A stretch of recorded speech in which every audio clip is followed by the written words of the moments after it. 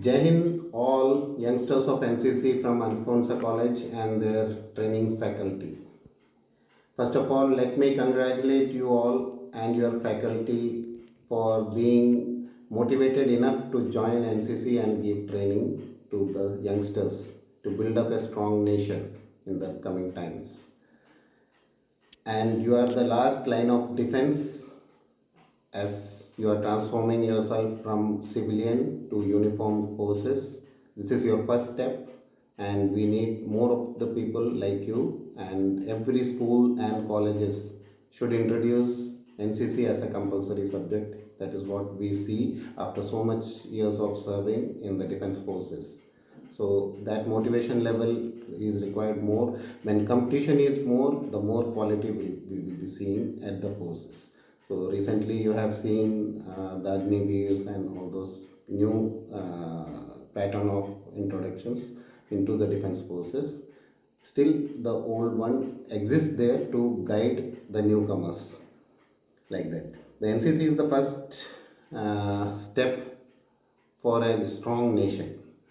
As its motto says, unity and discipline. So unity and discipline in any organization or for any country is very important part in everybody's life, as well as commonly if we see it is very helpful in nation building. So NCC is as you have joined NCC, so you can motivate others by showing how disciplined you are, how meticulous you are, and how dedicated you are, and how nationalist you are. That is very much important. And once you don the uniform of any type, may it be army, navy, air force, paramilitary forces, or any uniform work like police, everything is all the more important for the society and the fabric to making the fabric very strong. So these are all things you have taken a right step, and I learned that many of you want to join the defense forces. And today being 8th October, this is the formation day of Indian Air Force. Way back in 1932 it was formed. At that time it was RIAF, that is Royal Indian Air Force, as we were being ruled by British people. Then slowly it got transformed after our independence in 1947. Then it took quite a bit of time for our Indian Chief of Air Staff to take over the full command after the transformation. That was in 1954. So the first aircraft what we operated was Wapiti way back in 1936. So that was the period of World War I, where World War II. At that time it was through RIAF, like that Royal Indian Navy was also there. So all the three forces was slowly getting transformed to totally Indian command. And the first was Air Chief Marshal Subrata Mukherjee, 1954. Then we transformed slowly, and we were all dependent on other countries for our fighter aircrafts, transport aircrafts, and helicopters initially. But slowly our indigenization has been given more punch, and our public sector units like HAL and software development institutes and all are being pushed into this act, and DRDO is supporting them. And we have developed LCA, fighter aircraft, which is state of the art 4.5 generation aircraft with considerable load carrying capacity and short size. And it's being developed, and Mark 1 is already given to Air Force, and Mark 2 is in developed with advanced ISA radar. ISA is synthetic aperture radars, and quite a bit of high weaponry also is being used in that. So in defense of the country, when we see all the arms of the defense, may it be army, air force, navy, everything is important. None is more important, none is less important. All are equally important. So as far as air force is concerned, its primary objective is to secure our air force, air dominance, airspace around India and on on the surroundings of India, the airspace we have to secure, and we should dominate those. Not only securing, but we will dominate those forces that no other enemy can dare to venture into it. That you have seen during the skirmishes, our wing commander Abhinandan with 1960 era of aircraft MiG-21 bis of Russian origin, which we upgraded internally, and the airframe was 1960s, and with those aircraft we beat F-16 aircraft. F-16 is the most successful aircraft of Lockheed Martin, like our HAL in USA. Lockheed Martin produces aircraft for USA, and that is the one of the topmost air force of the world, with considerable number of this one. And with that is, if you compare with the layman's language, if we say, it was like beating a Range Rover with a Maruti 800. So you can make out how efficient our pilots are, and how training is given to them, and the level of our expertise and training is there. So I had the privilege to train Wing Commander Abhinandan way back in 2010, when I was instructor at Sukhoi Tetra School at Pune. So we used to train technicians, pilots, and as well as engineers.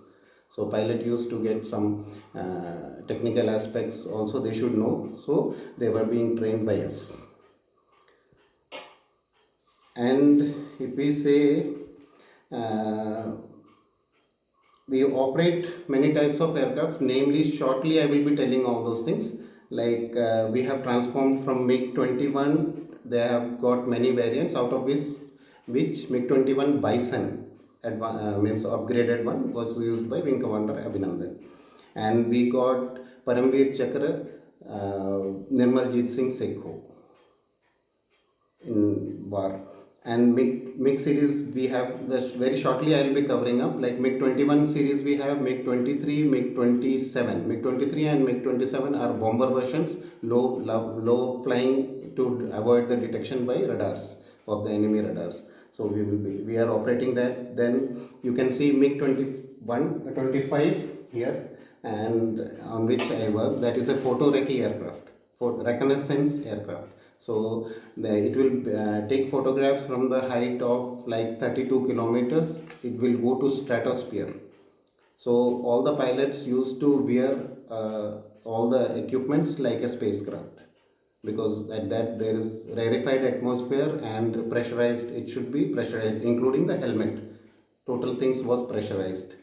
And that aircraft, it's basically spying electronically as well as with photo. So photorecce aircraft, it was a very secret aircraft, and we are being watched while working on that. Even though we were in defense, we had 2-3 identity cards to get into those specific areas. Now I am saying this because that is decommissioned. Aircraft is decommissioned from the service, so it is unclassified.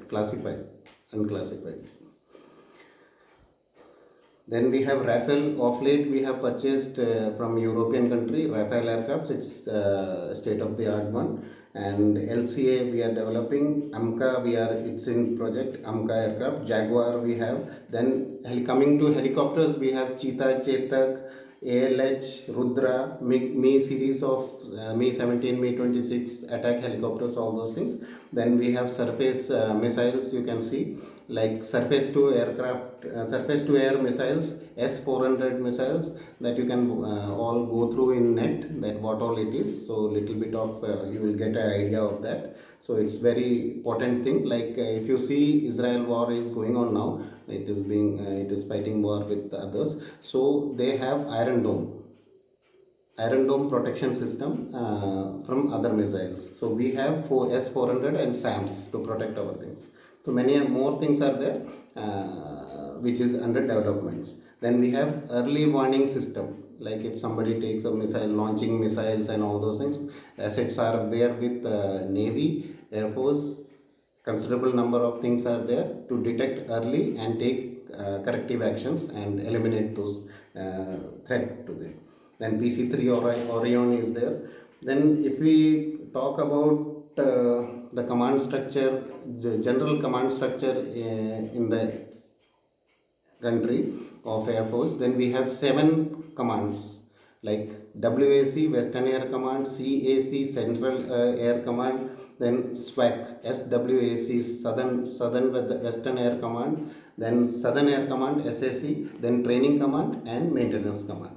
So if you want to get into the Air Force, then there are many. As a pilot you can get into, as a technical person you can get into Air Force, then admin and logistics you can get into, then you can get into as a fighter controller, ATC controller, air traffic controller, then repairs and maintenance also taking place there, so that we save the exchequer of the country, as we are purchasing from other countries. So for repair and big maintenance, if we send there, then lot of exchequer will go. So we are developing our expertise, and maximum 90% of repairs and all those things we are doing ourselves. So only 10% any expertise required, we will call them, otherwise we are self-sufficient. And now with indigenization punch what we are going on, we are developing now our aircrafts, so its serviceability and airworthiness will be more, because we are producing our items. So in case of any war, what is happening, like if in case of any war we are purchasing from Europe or USA or Russia or any other, namely any country, and their relation soars up during any this one, then they will not supply the spares is very important of maintaining the aircrafts. So indigenization is very important part of it. And in Air Force we say we touch the sky with glory, and we maintain that. Very planned operations are there, day-to-day activities also are very efficient. So the thing is, our effort should be less and output should be more. So that is our motto. And if you want to get into Air Force, I would say it's a very nice place. But the thing is, if you have it in you, then only you should go into Defense Forces, namely Air Force or anywhere, any Defense Forces. The thing is, you should have self-motivation, then only you should go to Defense Forces, otherwise you will not feel well, right? And due to you, we will become weak. Our Defense Forces will become weak. So one very low motivated person will create problems there. So your motivation should be very high, and you should not see that it's a normal job. It's not a normal job. It is full of sacrifices. But the pride is forever. Today when I talk to you, I am getting goosebumps.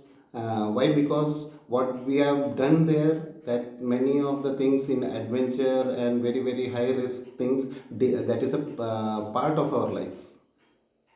For adventure, people go yearly once or twice, but adventure and pride is daily part of our life, and we are involved in many of the missions which we cannot speak of. So when you are involved in those missions, at whatever level you are, technical, pilots, or whatever mission planning and all those things, and you see the result next day or day after the day in the newspapers, but you were knowing one day before that this is going to happen. So that feeling is very good.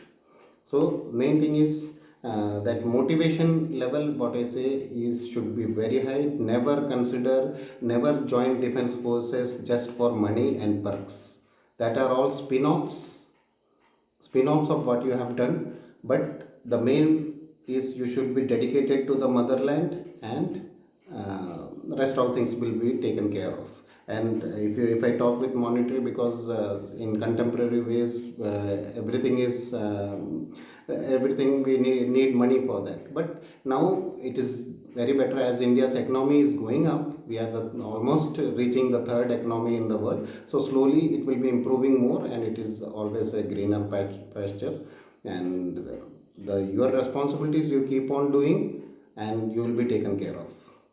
And that is what, with that I will say that all perks and all those things are secondary. First is nation first, mission first, or once and always.